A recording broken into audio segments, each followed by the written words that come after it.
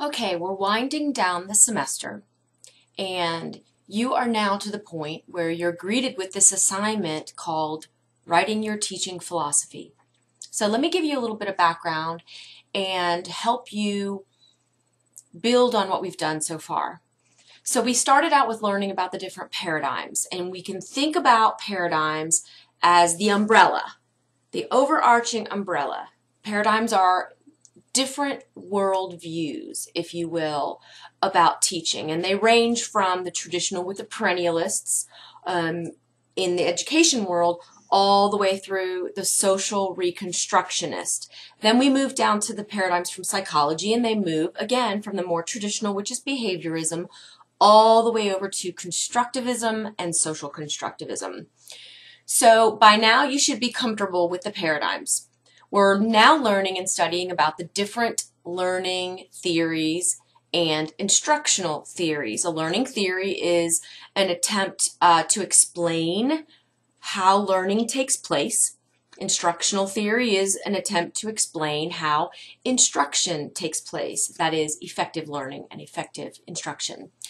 So a learning theory or an instructional theory for us is a very strong and well-established way of explaining something that takes place in the classroom, whether it's learning or whether it's teaching. Okay, so we have the paradigms, we have the individual theories, which are these well-established ways of explaining something, and then we have now, when I introduce you to the data model, this is what we call a conceptual framework. A concept is an idea.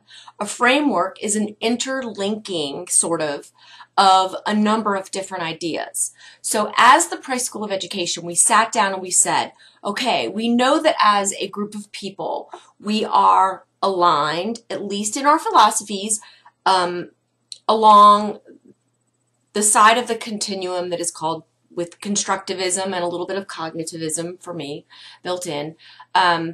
And then we sat down and said, okay, well, what are these theories that operate within our paradigm that we can then put together and sort of build a conceptual framework for ourselves? An interlinking of all the theories that we believe in that fall under the paradigm of constructivism and cognitivism together. So we came up with the data model. And we followed a very brilliant woman named Carol Ann Tomlinson because she believes in something called differentiation. So basically what we did was we built this model incorporating ideas from her particular theory of differentiation, and we put them together in this conceptual framework.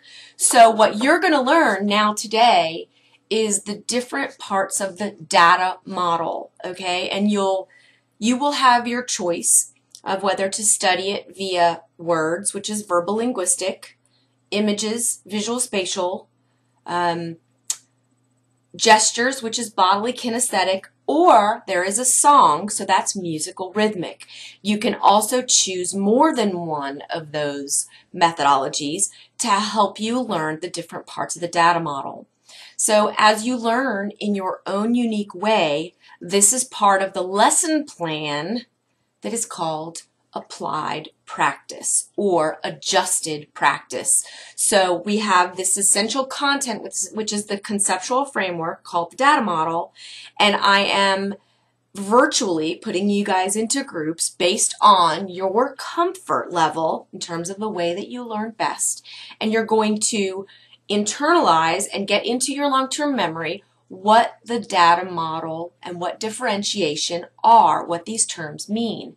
As you move through and you study, I'll be asking you to make connections between these pieces and parts of the conceptual framework and what you've already studied, whether it's a paradigm, whether it's a theory, or whether it is something that you experienced out in the field during your observation.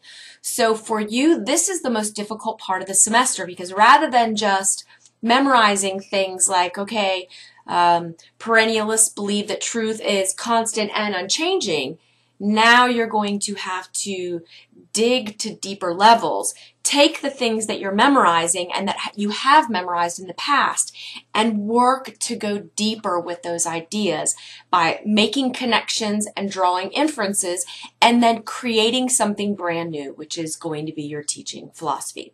So for this particular assignment to review, you're going to learn in your own personal way about the data model and differentiation.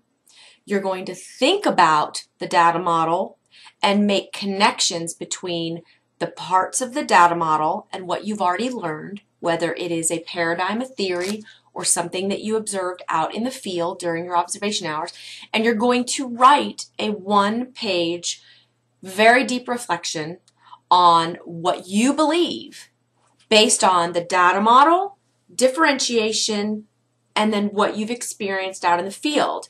As you say to yourself on paper what it is you believe, you need to pull in real-life examples from the classroom, especially from your examples of what you've either observed or what you've taught, especially what you taught. And even if you're lesson bombed, you could say, well, I tried doing this, and based on what I believe now, I think next time I might try to do this so that I might be more effective. If you can do all these things today, then you will be ready to take on the challenge of the EdTPA.